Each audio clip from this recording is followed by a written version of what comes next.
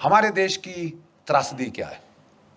आज़ादी दिलाई नेताजी ने, सुभाष चंद्र बोस ने। अंग्रेजों ने बोला नाक रगड़ेंगे, बम फट गया।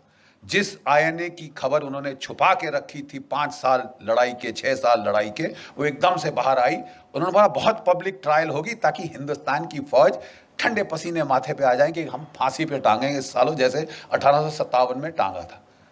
लेकिन एक फर्क था, 25 लाख भारत की फौज की नफरी हो चुकी थी सेकेंड वर्ल्ड वॉर के एंड तक। 25 लाख, आज 13 लाख। अब समझ रहे हैं? 22.5 मिलियन, 25 लाख फौज थी जो हर मैदान जंग लड़ चुकी थी। अंग्रेजों के दांत तो खट्टे क्या, जर्मनों के दांत खट्टे किए थे, आपके जापानियों से लड़े थे, ठीक है, इटालियंस की ऐसी तैसी कर दी थी हमारी फौजों ने। और लड़ाई के आखिर तक अंग्रेज जर्नल अपने नीचे ब्रिटिश डिविजन्स नहीं, ब्रिटिश यूनिट्स नहीं, इंडियन यूनिट चाहते थे। बोलते साहब इनके खाने पे आधा खर्चा होता है, लड़ते दुगना है, लड़ते दुगना है। ये एक भारत एक महान विश्व शक्ति के रूप में उभर सकता था। प्लीज ध्यान से सुनिए जो मैं कह रहा हूं। भारत एक विश्व शक्ति के रूप में उभर सकता था क्योंकि 25 लाख की फौज विदाउट कंस्क्रिप्शन, बाकी सब जगह बाई फोर्स लोगों को भेजा जाता था फौज में, यहां वॉलंटियर होके 25 लाख है। ठीक है साहब, अगर ये सेना रहती, चीन क्या कौन सी ताकत थी जो इस देश का मुकाबला कर सकती थी? जाने के पहले अंग्रेजों ने इस फौज को 3.5 लाख कर दिया, 25 लाख से 3.5 लाख किया और उसका फिर 2 में बांट दिया। पाकिस्तान की फौज, हिंदुस्तान की फौज यहां से निकली। अंग्रेजों ने, ध्यान से सुनिए, अंग्रेजों ने जब जापान को जीत लिया, जर्मनी को जीत लिया, बोला यहां के लोगों का जो लड़ने का मादा ही खत्म कर देंगे। ऐसी पैसिफिक कॉन्स्टिट्यूशन इंपोज करी कि ये देश कभी उठ ना सके। अब तक जर्मनी जापान उठ नहीं पाए, आर्थिक रूप से कहीं भी पहुंच गए हो दुनिया में, militarily they count for zilch, 0। और एक और देश जिसको ये किया गया, ध्यान से सुनिए, वो था भारतवर्ष। 25 लाख की फौज काटी, 3.5 लाख पे लाए, 2 टुकड़े कर दिए और सोने पे सुहागा एक ऐसे बंदे को प्राइम मिनिस्टर चुना, सिलेक्ट किया गया, इलेक्ट नहीं हुआ। कांग्रेस वर्किंग कमेटी ने सरदार पटेल को इलेक्ट किया था। मत भूलिए इतिहास, Sardar Patel was elected by the Congress working committee. अंग्रेजों ने गांधी जी के थ्रू जोर लगवाया, उन्होंने नहीं आप नेहरू को एक्सेप्ट करेंगे। और सब लोग ठीक है महात्मा जी आप कह रहे हैं तो हम कुछ नहीं बोलते।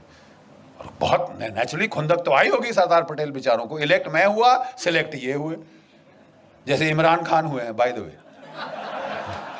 तो साहब एक उनको वो लेके आए नेहरू जी को, और जो हमारा पहला कमांडर इन चीफ था of the British Indian army, वो था जनरल सर रॉय बुचर। उसने कहा अब मेरा नया बॉस आया है, तो अच्छी नई वर्दी निकाल के, बूट चमका के, टोपी डाल के, बेचारा फाइल पकड़ के आया, केन लेल के आया, सैल्यूट किया अपने प्राइम मिनिस्टर को, नौकरी तो बनानी होती है साहब, तो सैल्यूट करके आया। साहब बोले हाँ जी क्या लेके आए जनरल साहब? तो बोले कि साहब ये expansion and modernisation plans of the Indian Army. General, I don't need an army,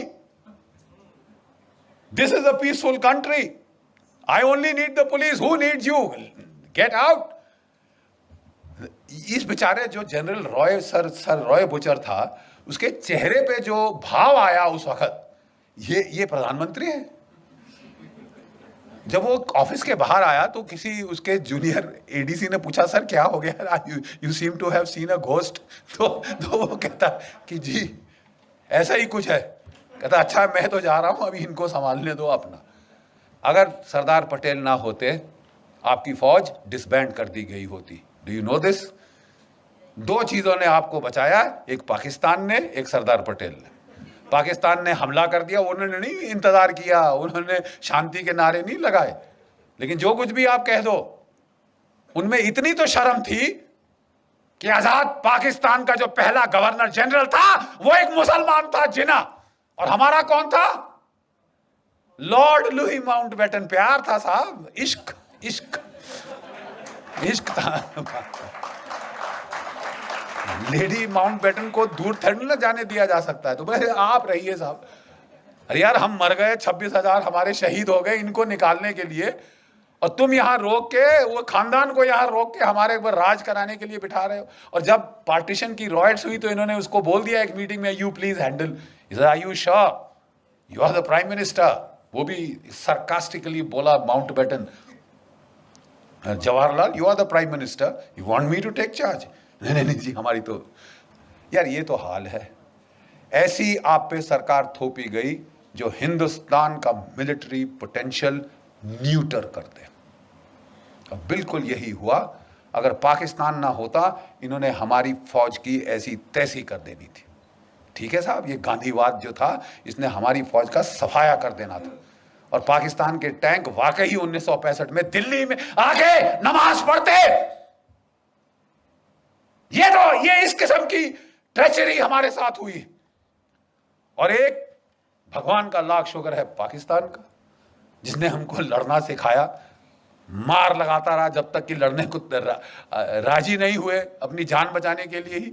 और दूसरा एक चीन की पीपल्स लिबरेशन आर्मी, 1962 में उन्होंने ऐसी करारी लात मारी कि ये नेहरू परिवार का जो उस वक्त हाल था, कभी अमेरिका को अपनी ट्रूप्स भेजो, अपने जहाज भेजो, बोलिए आपकी एयरफोर्स कहाँ है, आपने लगाई?